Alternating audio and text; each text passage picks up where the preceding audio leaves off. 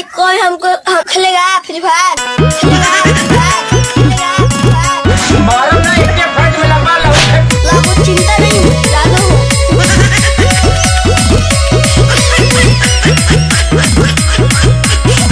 खेलेगा free fire और कख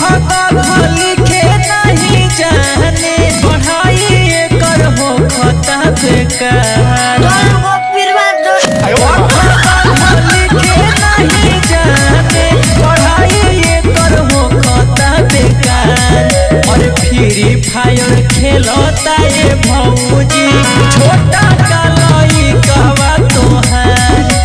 फ्री फायर खेलता ये भौजी छोटा कालई कहवा तोहार लागू चिंता नहीं जादू जो मारा सही चप्पा है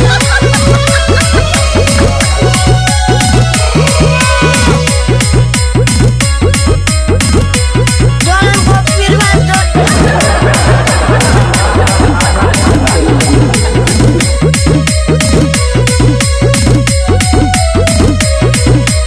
खेलेगा फ्री फायर जब से दिहालो मोबाइल गिनती पहाड़ा बाबूलाइल ईसा कुल के मास्टर से आजा खूबे बापीटाइल जब से दिहालो मोबाइल गिनती पहाड़ा बाबूलाइल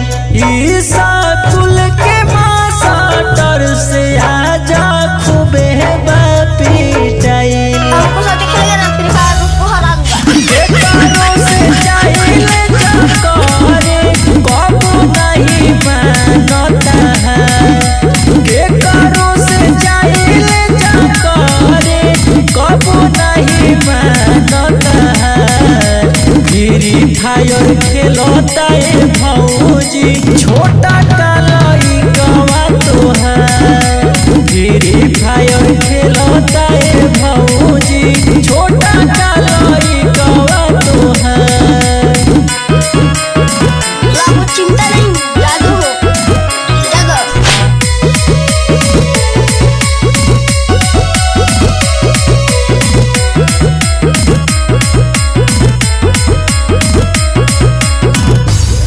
रविकांत काहे बतिया जल्दी सुधारी दया दतिया हरदम फ्री फायर खेले सुने सुरिया के गीतिया